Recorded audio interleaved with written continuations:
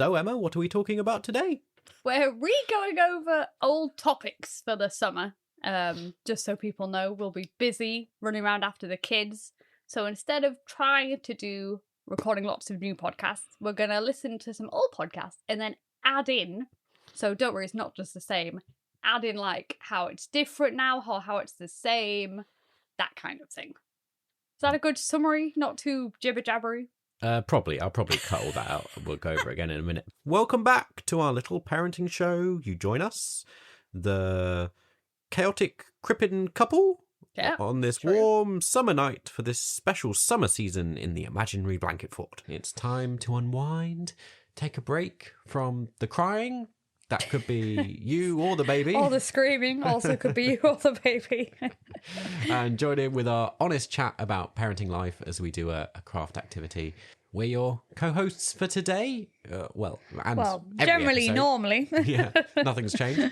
I'm Elliot. I'm the one that doesn't drink nearly enough water. Yeah, and I'm Emma, and I drink enough water for everybody. It's been a bit of a heat wave here recently. It has. And so I'm getting lots of headaches because typically you don't drink enough. Very bad at staying hydrated. Not a problem for you? No. This week we're talking about...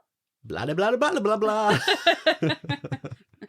That's where I'll put in the title of the thing. Although people will have hopefully read the title of the episode, so we'll know what it's about. Yeah, maybe I'll just leave the blah, blah, blah, blah.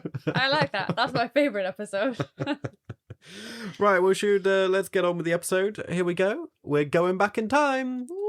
I like we both thought that needed a sound when we go back. Oh, yeah. Time portal needs a sound. We're going for a different sound. So.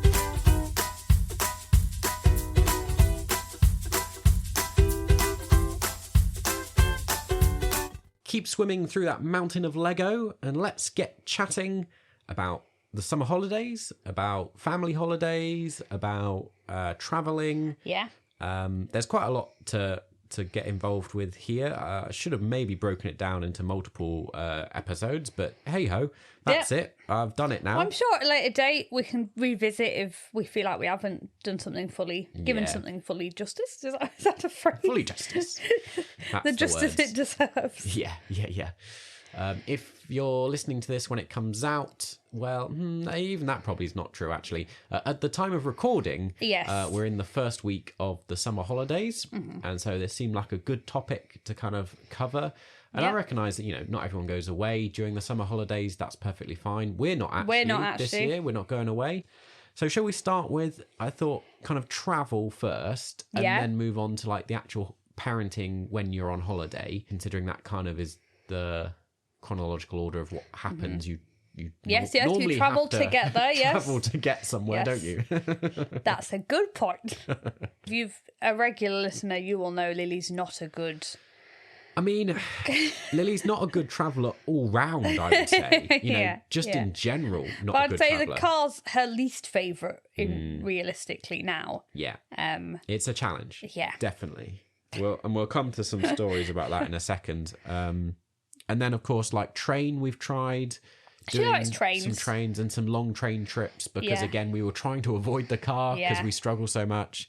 And then, obviously, like going abroad on a plane.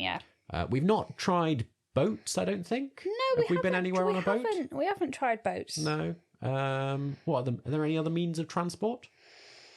I mean, Lily likes buses, but we've never been like away on a big, long bus trip, coach trip. Well, it's like we've been on boats, but not far. Like we've been on little cruisy things, you know, you go around a town or something. Often I always forget to explain, a misconception when I say like Lily's not good at travelling. I think a lot of people jump to the conclusion that Lily's car sick. Yeah, it's not. And I know that's a challenge a lot of people do have, but that's not what we face. What we struggle with. Lily's actually fine in a car. She's not car sick. She's not. She just gets very grumpy and bored, and then she just hates it. Cries and screams. We've managed. It used to be half an hour. Yeah. We now manage an hour comfortably. She doesn't get too upset. Yeah. And when we're meeting upset, I mean, she will start screaming until we stop and get out the car. Yeah. And like, we have to take a break. Fortunately, we've gone through the phase now, but we went through a long time where she would like try and get out of the car seat. Yeah. And she's very successful at getting out of the car seat. So, like, once you cross that threshold, half an hour, like, you couldn't just keep going. No. Because we even got extra strappy things. Yeah. But she's like a octopus. Like, she could somehow, even if it was the tightest car seat, she could somehow still wiggle. I think it's the pure rage she has. She could somehow wriggle her hand out. It's a good way to describe it. She has pure rage. It's just car rage. It's car rage. That's what it is. I don't know what caused it. I think we've mentioned before, like, possibly our theory is that, you know, being a lockdown baby and growing we didn't go anywhere, we didn't really go anywhere during pregnancy and in the very early, and so she just wasn't that used to cars, and so she just finds it she hates being confined and strapped in. Confined. So I say it's got better. Yep. It's still so. Yeah. The tricky bit is, though, either we have the option of holidaying somewhere that's within an hour car journey of our house, which seems like a waste. Yeah. Or, you know, even to get to my parents down south, it's 4.5 hour drive. And to get to a holiday destination, normally we're looking at, you know, about 3 hours. 3 hours, you know, me and you, we love Scotland. We'd love to go back. We haven't been with Lily because it's too far. It's too far. Like, before we had children, we used to go to Scotland every year. Yeah. We loved it. But we can't get there. We can't make it. It's too far. It'd take 2 days. We'd have to stop so often. Yeah. Yeah. And people say if you tried travelling at night. We have. Yeah, we've tried at night. It's been mildly successful, but the problem is if she loses it at night, it's horrendous because then she hasn't got as much sleep as she's meant to. So it's like a risky game. She likes sleeping in her bed. She's not one that naturally sleeps in the car. No. I know a lot of children. Yeah, she doesn't naturally go to sleep. No. The issue with the car is both a positive and a negative. Often it sends kids to sleep, which is good for travelling, but then maybe not so good for night times. But at least you can deal with that. Yeah. But Lily doesn't sleep in the car. Sometimes works. Sometimes does. Sometimes backfires. I thought people are going to go, hey, have you tried travelling at night? And I'd be like, yes, we have. Yeah. I mean, if you have tips, please do send them. I mean, we might go, we've tried that. Doesn't work. But I'd still love to hear them. Yeah. It'd be good to know. I know this is bad parenting, but she's getting more into watching things now. So I'm hoping it's getting easier because as she gets older, she can engage and absorb things. Like, she can see stuff out the window. We chat about what animals can you see. Yeah. And this is when I sometimes do, if she's getting a bit whiny, I'll pretend I've seen something very exciting outside, like a giraffe. Which once again, it's lying, but it keeps her entertained trying to look for it. When she was, you know, a baby, you know, kind of under 1 or so, before she was properly a toddler, just car journeys used to be you singing incessantly. Incessantly. This is when we say she's never liked cars. Yeah, like not even when she was little. And even then, even with you singing incessantly, like, she would still not be happy. She'd often still be crying the whole time. Yeah. But it would just keep her on the verge of not having that complete that rage. Meltdown.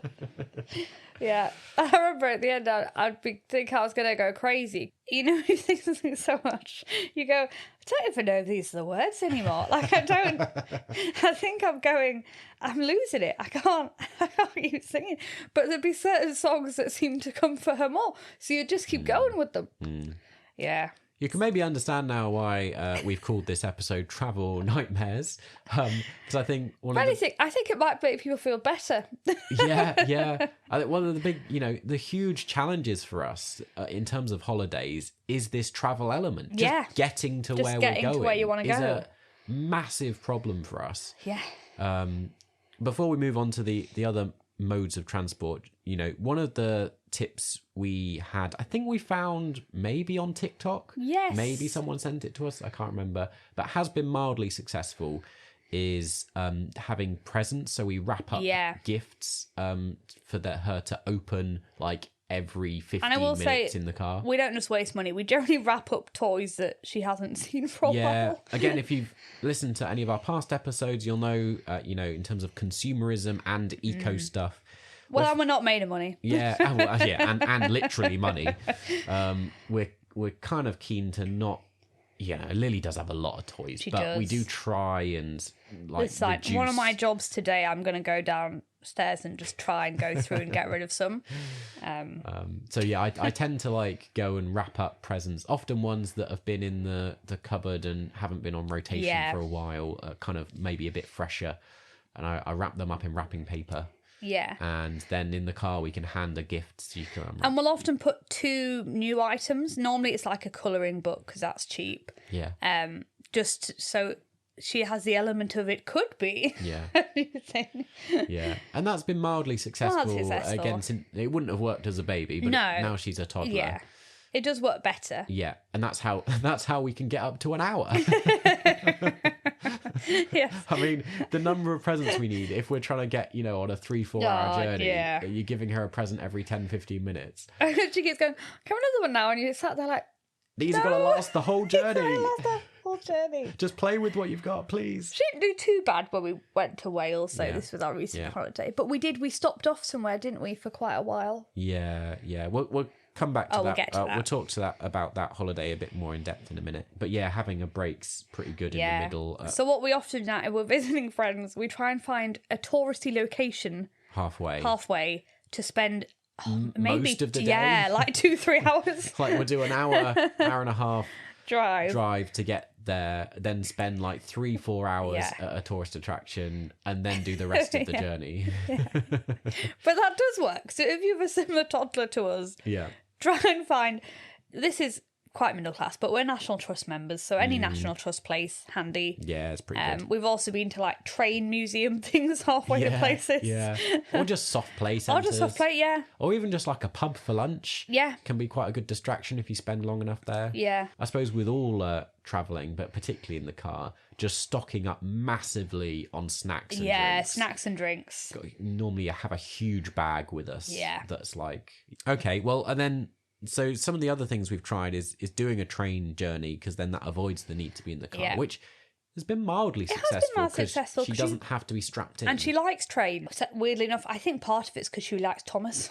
She feels like she's living the programme or the book. But the big issue here is, of course, the elephant in the room, our UK train system. Yeah. Which is pretty poor. And it's pretty expensive. Yeah. So it costs a lot more money, typically, than for us to drive. And the trains aren't reliable. They're not reliable. And then, we did that big trip down for my dad's 80th birthday, which was down south, and they, obviously they really wanted us to be there, and we put a lot of effort into getting there, because we were we can't drive, because it was going to be a 6-hour journey. And we were like, we'll never get there. We just won't get. So we did. We stayed overnight halfway. We did 3 different trains. Yeah. But even then, that was tough. It was. I mean, she didn't lose it. It was more, I think, us ourselves. It was very hot on the trains. Well, it was and you had to packed. It was packed. Do you remember we were sat on the floor in a corridor with Lily, and it's just this is a nightmare. Yeah. It's horrible. This is what I'm like. Why are we doing this? She coped very well with the train, but it wasn't a pleasant journey. Yeah. And I hated it because I get a bit train sick. Yeah, he doesn't do... this is probably... He doesn't do well with trains. I'm not a great train traveller. I find it you're not great with timetables and stuff, whereas I don't mind. I'm quite used to all that, but... Yeah. It still wasn't because certain trains get cancelled, then you're like, oh, right, so we're going to have to get this train. It takes a lot more brain work to work out how you're getting places. And theoretically, if the system worked fine, you wouldn't have any of these problems. But we found both ways travelling. I think we encountered problems both ways. So I mean, maybe with a new government, trains might improve. Well, I think they're going to renationalise them, so I'm hoping that helps. There we go. Fingers crossed. We'll see. If this podcast we're still doing it 3 years, we might go, it's not worked. Yeah. Our big thing really is we are majorly hoping that a new sibling for Lily is going to really help with all this travel issue, that she will be distracted having someone else. And then the big one, plane travel. If you thought cars were bad for us, planes, we have basically abandoned plane travel for the last But she's now great. Well, she was when you went with her. Oh, yes, that's true. And you went first class or paid for expenses trip. By my work. Yeah. But she was good when we went to Amsterdam. well, this is also, she's a bit older, so I don't know if she'd also just deal better with planes anyway. But the first plane trip we went on, she actually wasn't bad on the way there. Was that true? Well, looking back, I think we would say it was okay. At the time, we found it difficult, but of course, since we've had way worse experiences. So again, I think a lot of people struggle with plane travel, you know, like, again, with like sickness. Yeah. You know, a lot of people where they've been sick on planes and stuff. And once again, that wasn't an issue we encountered. But when we first went on holiday, she was 1. We went abroad. And that wasn't too bad. Well, yeah. She didn't like being sat on your knee particularly. No. We tried to do a nighttime flight so she could sleep. Yes. It was a 3-hour trip. And like you say, it wasn't too bad, but she really struggled to go to sleep. Well, it's because the lights were still on. Oh, no, they dimmed them for takeoff dimmed and them, landing. that was it, yeah. And we were like, oh, this is great. It could stay like this. And then once we were up in the air, all the lights came back on and we were like, Oh, great. Once again, a lot of kids maybe would just sleep through it. But Lily, even at 1, was like, the lights off. I'm being forced to be strapped onto this person. But then later, when she was 1.5 or so, we did a trip to Disneyland for your 30th birthday. Oh, yes, we did, yeah. And to see your sisters. Oh, yeah. That was... Of course, your sister in France, Becky, lives in Paris, and we went to see her. Yeah. But that trip was what really put us off plane travel. That was horrific. It was so bad. It was bad on the way there. Again, we were just at that age where she couldn't have her own seat. Yeah. I mean, you could say, fortunate we didn't have to pay for another seat. But yeah, definitely in hindsight, she'd have done better with her own seat. She hated being strapped to you. And she didn't have enough room. And her legs are quite long. And she just wanted to get off the plane. Just hated it. She kept trying to find our passports, because even at 1.5, she understood we had them to get on the plane. Yeah. So she kept trying to find our passports and grab them and basically run off screaming. But I'm not kidding, the flight is like an hour. The whole hour, she was hysterical. Yeah. Like... And you know, we talked about that rage in the car. It was like that, but more on a plane. And public. Yeah. Everybody has to see it. She was like, I can't remember how we described it. She was like she was possessed by a demon. She was like writhing all over you. She's like throwing herself about. Her face was red. From screaming. Yeah. I kept thinking that she's going to have a huge rash because she's so hot. Yeah. She's so angry. Yeah. She'd be like clawing at the belt on her to try and get it off. And just like... And the staff, I want to say, was so nice. And the passengers were nice as well. Nobody was mean. Everybody kept going, oh... I think also they could see we were actively going, why don't we try Disney? Why don't we watch something? Yeah. Yeah. Somebody even was like, the poor woman beside us. Yeah. At one point, I think she ordered like 3 vodkas, and I really felt like being like, "Would you like me to pay for these vodkas? Because I feel like we've driven you to drink. Yeah. Because this can't be a pleasant experience. Yeah. And I remember I kept apologising, and she kept saying it was fine, but I really think the drinking was our fault. Oh, yeah, that was horrendous. There was a lovely woman opposite us who'd been trying to help us. Yeah. And which very good. She's very tenacious. So we've picked up this phrase now. Whenever Lily's got completely lost it, we go, well, she's very tenacious. Yeah. That's a positive. Yeah. I remember we met Becky and she said we looked like broken people. Yeah. Like they came to pick us up from the airport and she said me and Ellie looked really pale. Yeah. And like we'd been through like some kind of trauma. And I remember at the time going to it, I don't know how we're going to get home because I can't go through that again. Yeah. And Becky was like, what do you mean? That's how I don't know if I can get a flight back. I don't know if I can do it. And would you know, the flight back was even worse. Even worse. I took some videos on the way back, which I did feel guilty about. You were sat there trying to do this and like I was videoing it. But there's nothing you could do. Yeah, exactly. Like she didn't really want me either. No. But... We tried switching, but she was... unbelievably, if you saw these videos, you wouldn't believe she could be worse. Yeah. But she was worse once she was handed to Elliot. So yeah, just horrendous. Yeah. After that, I was like, we're now travelling abroad again. But we have been abroad again since then, and it has got a lot better. Honestly, I think since she's been in her own seat, she's actually been basically fine. Yeah. Once she had her own seat, she was very happy. Yeah, but we still have this worry in the back of our mind. It's all like anxiety that she'll suddenly lose it again. So we try to keep plane trips pretty short. Yeah, we've not attempted anything over an hour yet. We're thinking next year we might try a 2-hour trip. Yeah, see how it goes. I think luckily she's getting to a better age. And our main tip for all of this really is take someone with you. Yeah, don't go just as a family. Get a grandparent, yeah, a friend, and go with another family. You know, go with families, cousins and siblings. Yeah. Or I mean, I really like us going as just a little family unit, but it makes it so much more difficult. It does. Just having someone else there to distract, to give you a break from parenting now and again, to help out, it just really helps.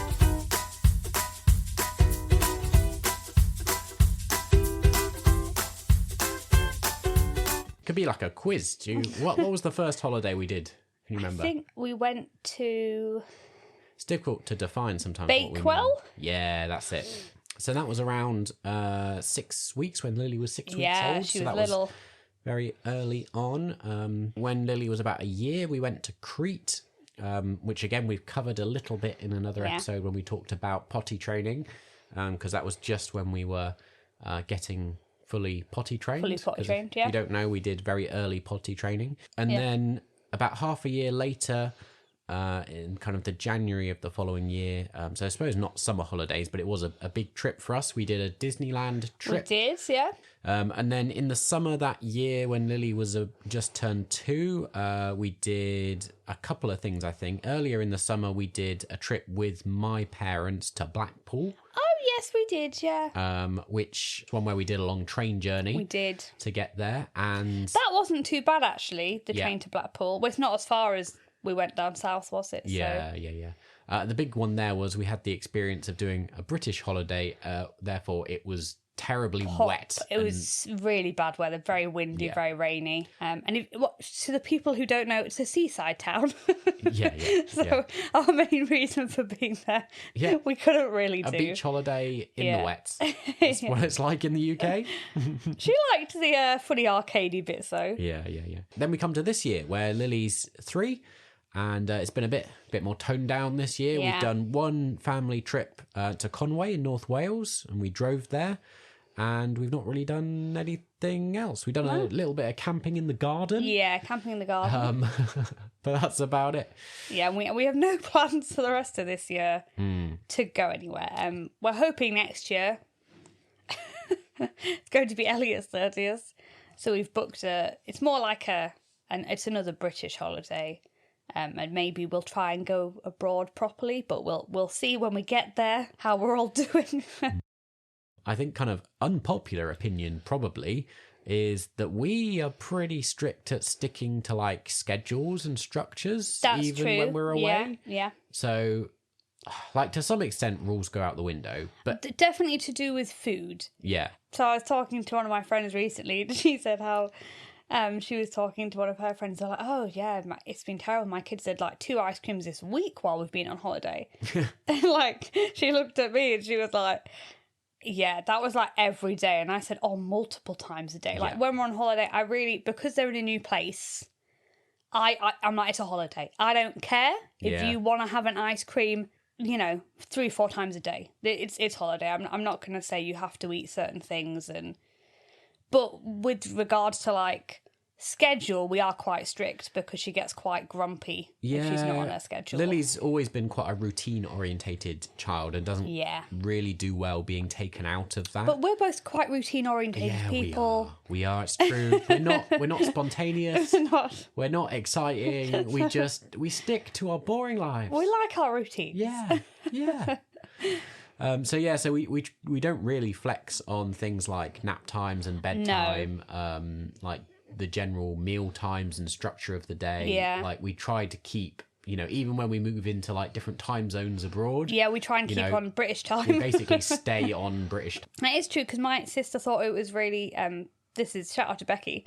She got me like, when we were in France, she was like, you could flex it by an hour. And then she saw like we really tried to keep Lily up to eat slightly later with everybody when we were all in France. And like she saw how upset Lily was getting to it.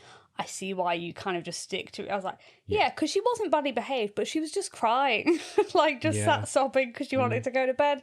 And I was like, yeah, she doesn't do well going out of the routine.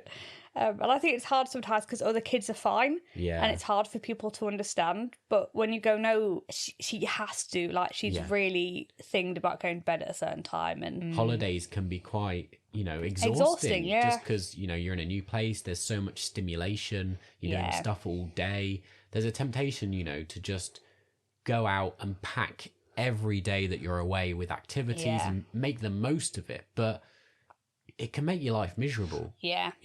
I think, we tend to keep it fairly relaxed. Well, this is, we've also learned, this wasn't about the Welsh holiday, but I know some people go, it's very uncultured, but we really have grown to like all-inclusive holidays where you don't really have to go anywhere. Yeah. I know it sounds like, people are like, oh, well, what's the point of going? And for us, it is the weather, because, we're British, it's not good weather here. And it's nice to go somewhere else and have a beautiful pool. And I know people are like, you don't see any of the culture. I'm like, you know what? We don't really. Yeah. But what's easy with a kid is that there's going to be entertainment and there's going to be a pool and where everything is. And you don't, unless you really want to go on a trip, you don't have to. Yeah. You could just stay in this little zone and it's easy. And I know people don't like that, but I'm just saying. For like, holidays abroad where we plan it, this is now going to be our future for the next probably 5 years. Yeah. Because that's what's easy and doable. Yeah. Well, as we're talking about it, why don't we transition into a little segment? I'm intrigued. So, it's the 90s! So, throwback to when we were young and chatting just briefly in the middle here about maybe how things look different when we were growing up. Because we were kind of into that area already with what you were talking about. So for me growing up, we really didn't do a lot of all-inclusive or mass tourism. We did a lot of British holidays and I did a lot of camping. Yeah. And I did a lot of adult holidays and like city breaks and cultural stuff where we'd walk around and so a very different experience.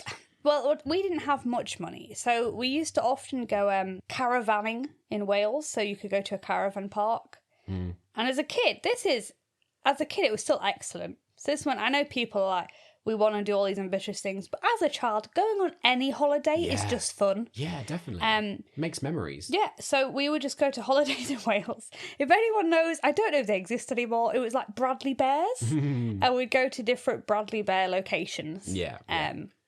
But as a child, that was really fun. Well, it's true, because we did quite a lot of abroad holidays and travelled quite a bit. But actually, what I remember most was like our camping trips in Cornwall and the Lake District where we went with friends and, we did very simple things. But it's very memorable. Very memorable. Just, we had a lot of fun. Yeah. It's very simple. And then, because we didn't travel abroad, I think, till we were about 11. Yeah. And then we did go, the first holiday we did wasn't all-inclusive because I don't know if they were that big a thing back then. Well, I think that's it, isn't it? Things have changed so much. Like, I was thinking about how the debate these days for us is about, do we go self-catering or do we go all-inclusive or to a hotel, and honestly, resort? Looking at recently is often cheaper just to go all-inclusive. Yeah, but then the flexibility of self-catering can be quite, And you're not stuck to their meal times. So in our Wales holiday, I think when we do British holidays we tend to do self-catering. Yes, we do. Whereas when we go abroad we tend to do. But I was thinking about when I was growing up, Airbnb wasn't a thing. No. So of course we always went to hotels. Yeah. I mean, I'm sure self-catering was a thing, but we just didn't. No, really we never went self-catering anywhere. Well, no, we did, but this is again, when we did very cheap holidays abroad, it'd be like Portugal and we'd have like a little flat. Right.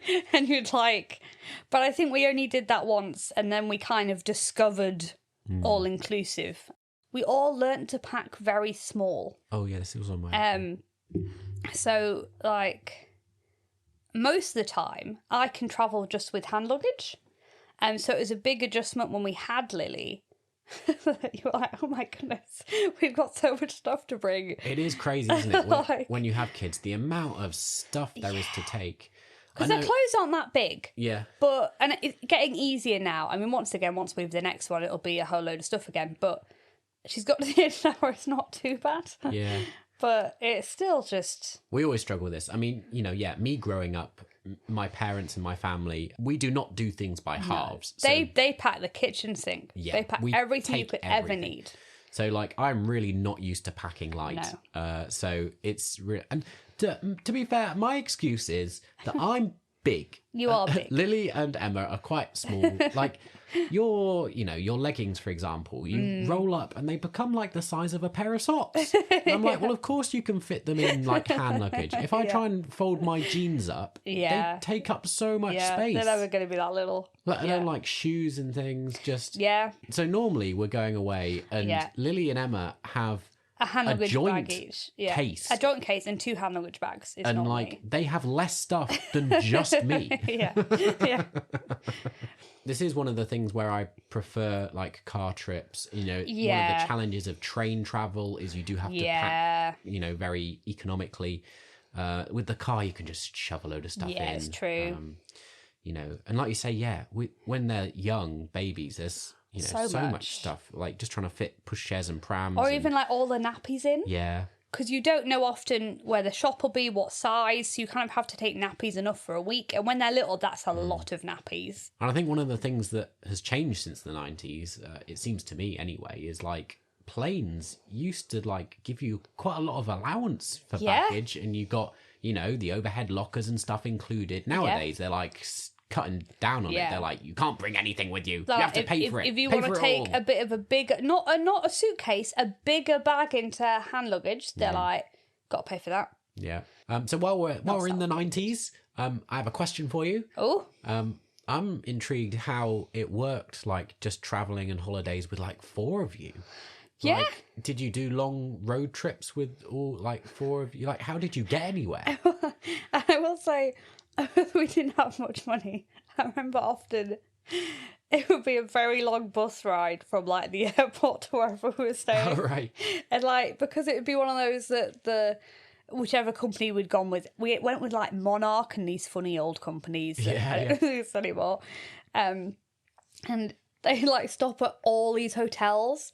So I remember it was so hot and you'd be sat in the bus and like we were all, they were very fortunate. We were very all patient and quite well behaved. This is probably when you go at 11 or 10, they're just in a better mood. But yeah, it was like, and we used to travel funny hours because it was cheaper.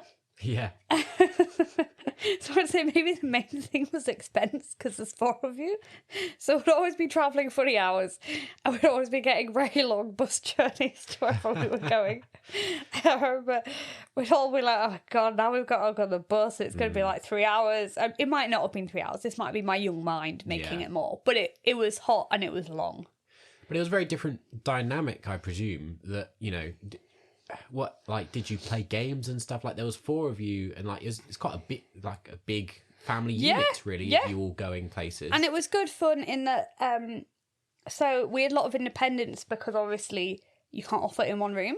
So mum and dad would have a room. Then it was normally, I think, was it me and Laura or me and, I don't know now. It was then you'd be 2 of you in one room and 2 of you in a room, so you'd have 3 rooms. And that was quite nice as like a young teenager to have your own space. Yeah. So that was always quite fun. And you were kind of treated semi like an adult because you had your own room, so you could kind of do what you wanted.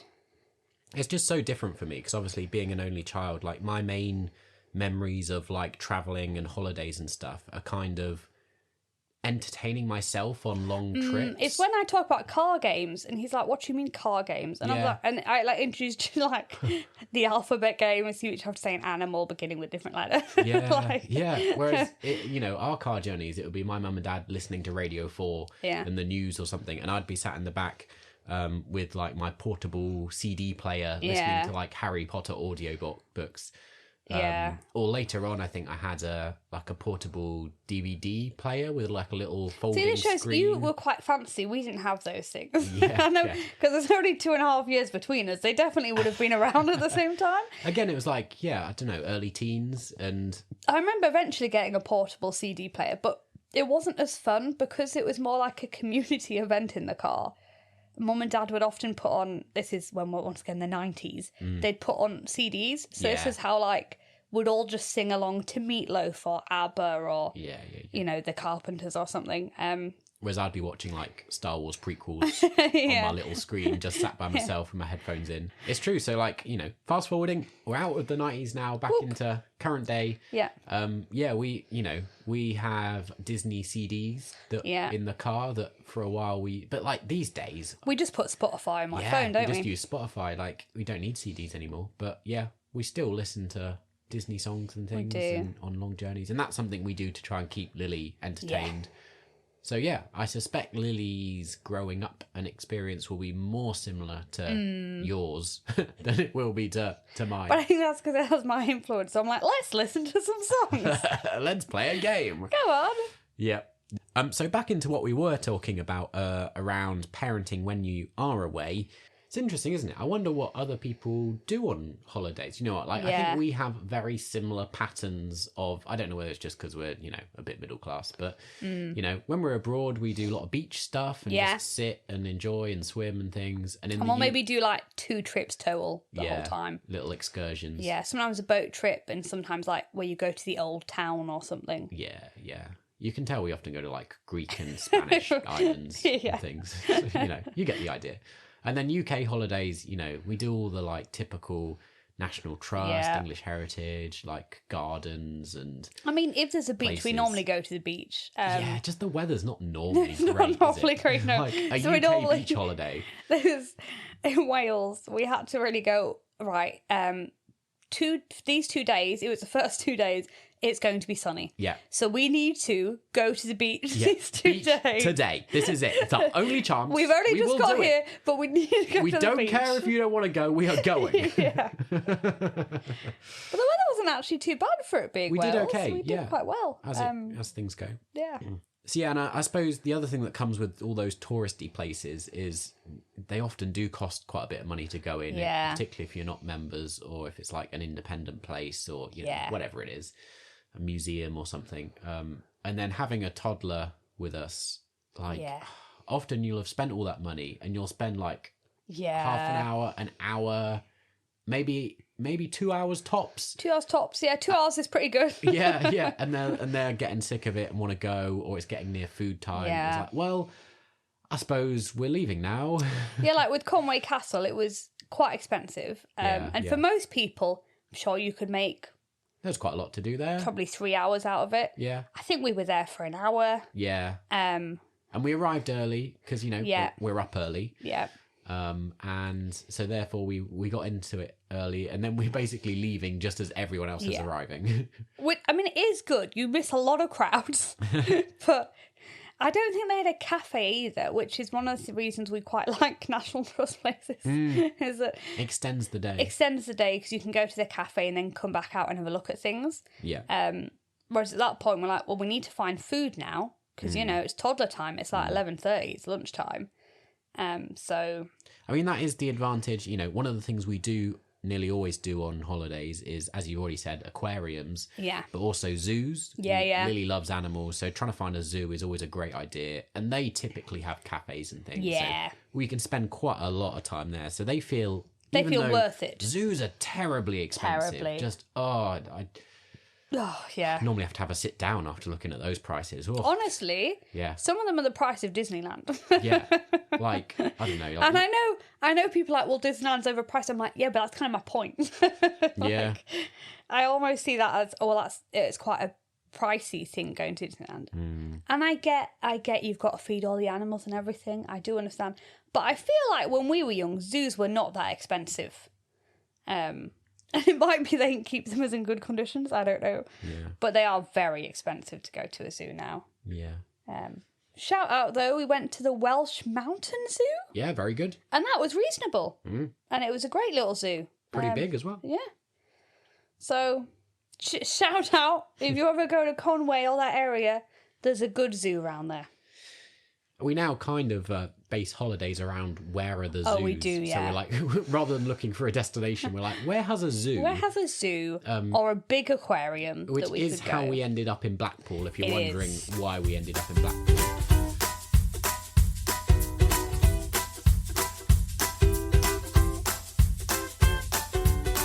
We're back with 2026 Us for our updated thoughts. What topic is this one I meant to listen to? Don't you know, Emma? Don't you know what you've been listening to? First thing to comment on really is, I suppose, the big one, which is Lola, our second child, has inherited Lily's car rage. And we were so... I don't know how we produce these children. I really don't, because I really thought that Lily's was down to COVID and the fact when I was pregnant we didn't travel a lot. Yeah. And I really was like, oh, well, the second one, they'll have been in a car a lot We literally longer. said this in the episode, and like it amused me so much listening to it, because I was like, well, we were completely wrong about that. That theory's out the window. Nothing to do with COVID or the pandemic. Clearly, like, I don't know, a genetic thing, or I don't know how it could be a learned thing. And like, she even has Lily in the back with her. Not like she's lonely. So everything we talked about in there about Lily and how she is with Toddler in the car, Lola has been identical, exactly the same. I would say, though, updates, though, like Lily now, obviously she's not a toddler. She is, you know, a 5-year-old. So, but Lily, fantastic at travelling. Travel's absolutely fine now. Any mode of transport, Yeah. absolutely fine. So, and she's so good, like, in the car, if she thinks the journey's going to be long, she just goes, well, I think I'm just going to have a nap. And she literally just then has a nap. And I'm like, well, that's great. And she's at a good age where that doesn't affect her sleep at night now. She's so, just fine, I mean, that's just wonderful. Absolutely. You know, at least there's light at the end of the tunnel. We know we can get through it. We're going to go on a plane soon, so we'll see. When I last went with Lola on a plane, she was excellent. So that is a big difference. That is a big difference. We've not had the big dramatic plane thing. It was a similar age to that age when Lily had a complete meltdown. Yeah.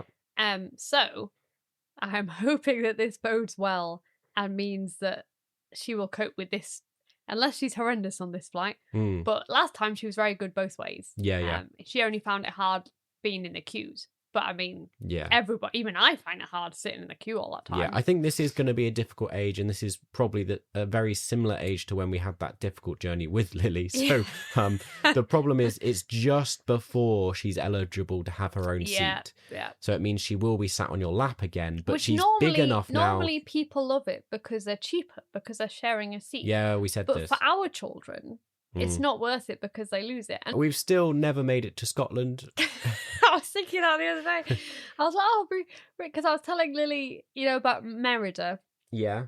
And because we were talking about when we got married, and I was saying it's in Scotland. And she went, oh, yes, where Merida lives. And I was like, oh, yes. And I was saying we really, really like Scotland and we should go on holiday there. And she was like, oh, yes. And then I was going, but it's a long car ride. And Lily was going, oh, no. And I was like, yeah, I know. But she was correct, because she wasn't even saying for her. She was like, Lola would be very mad. And I was like, she would, sweetie. She would be very mad. Yeah. We've not done as many trips and holidays as we did with Lily. So, like, we've done some train travel, and that's equally gone very well. Yeah. But we've not done any long trips on the train. No. And even holidays themselves abroad, we've done a couple. But 2, yeah. I think just, you know, life's been a bit more tricky with 2, so we've not done as many trips. Because Lily's in school now, we're also just limited. Whereas before, not you could jet off whenever, but you had a lot more time to make use of, like, out of holiday time when it was cheap. Yeah. Shall we run through, like, we talked through a lot of the holidays we'd had at that point. Yeah. Shall we run through some of the holidays we've had since having 2 children? We went to the south of France. Yep, that was the big one. So we've had one big holiday each year. And so last year's one was south of France. That was the big family holiday. This is the one where I don't know whether our advice worked. Like, our main advice was, just to update you, Emma, because, everyone else has listened to the episode. We said about taking people with you, like, helps with, you know, the whole thing of holidays, like grandparents or whatever. And so that trip we did go with lots of people. Oh, yeah. We went with all your quadruplet sisters and all their children and family. Yeah. And I would say in that case, we took too many people. Or more accurately, there were just too many kids. Yeah, there's a lot of kids. I mean, the kids had a nice time, but it was absolute chaos. Oh, yeah, I think it's one of those things that almost needs to be what's the phrase? Like, kick the can down the road? Mm. It might not be the right phrase. What are you trying to say? I'm trying to say, I think once all the kids are a bit older, actually going on a big holiday all together will be a bit easier. Oh, I see, because they all entertain themselves. Because they entertain themselves, and they're more grown up. They can like almost go, well, like, I'm going to eat now. Like, not completely look after themselves. We were too heavily weighted towards the babies and toddlers. Yes, yeah, which means it's a lot more work. Well, it's like we had our own pool, which was lovely, but also meant when you've got little tiny toddlers running around, you're constantly paranoid they're going to run and kill themselves in the pool. So you're like constantly people on pool duty. Watching the children at all times, so you can't just sit back and relax. Whereas I think once they get a reasonable wage. We didn't have any child-free parents. No. So, like, we all came wanting a break from the childcare. And it is true, like, the kids play together, but when you still have a baby, I think our babies were just a bit too young. So, like, had Lola been, like, 3 or something, I think it would have been a bit different. The new challenge, of course, was also like Lola with her cow's milk protein allergy. Yeah. Going on holiday, whether it's abroad or in the UK, it's always tricky because, like, a new environment, you're trying to make sure she doesn't accidentally have any milk. Yeah. And she did get some milk accidentally. So she was ill on that holiday, which adds an extra complication. But Lily loved it. She talks about it.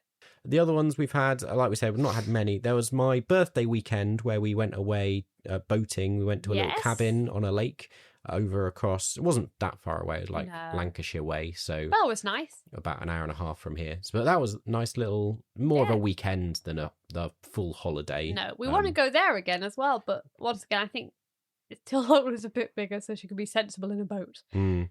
We've done a number of like weekend trips to Scarborough. Yeah. If people have listened, we're big fans of Scarborough. Both kids love the beach. They do love the beach, which was a big surprise for us, actually. I don't know if we talked about, because I haven't listened to the episode, but like Lily used to hate sand at this age. Like really, if it got on the towel, she'd be like brushing it off the towel, and she'd have to sit in the middle of the towel, not near the sand. So the beach used to be a bit of a waste for her. Whereas Lola loves the sand. She's kind of like a dog. She like rolls around in it, digs in it, just... Yeah. And Lily loves the sea. Yeah. Splashing in the sea. So, And we did talk about like UK beach holidays and about the unpredictability of like the UK weather. Because of course at that point we'd just been on our holiday to Wales, which I still look back on, and there was a lovely little... It was a lovely holiday when you were pregnant, just before we had 2 kids. That was nice, yeah. But actually, like this year, we're recording this in 2026. We've had a lot of heat waves. A huge heat wave. It seems funny talking about the UK weather that it can be wet and rainy. Like every time we've been to the beach, like this year, it's just been glorious. Yeah. I mean, almost too hot. Yeah, definitely. If anyone sees, the poor farmers, the grass is like completely yellow. And then coming up, of course, we've got our main holiday this year where we're going to Center Parcs in France. Yep. So, we'll have to update you on how that one goes. Yeah. There we go. We're very hopeful. But anyway, thanks for joining us in the pop-up tent today. We'll try and squish it back in the bag, see if we can get it in. Probably will never fit. Go back to your Lego, whatever it is you're up to on these summer holidays. Whether you've wiping sick off you. Yeah. If you're travelling, if you're abroad, if you're in the UK, or if you're just at home for the summer holidays, I hope you have a good time. I hope, even if it's just the same as normal, that you can find some escape and a bit of a break. I think that's the end, isn't it? We trail away into the nothingness. Goodbye. It's so professional, isn't it? Yeah. Should really come up with an ending one of these days.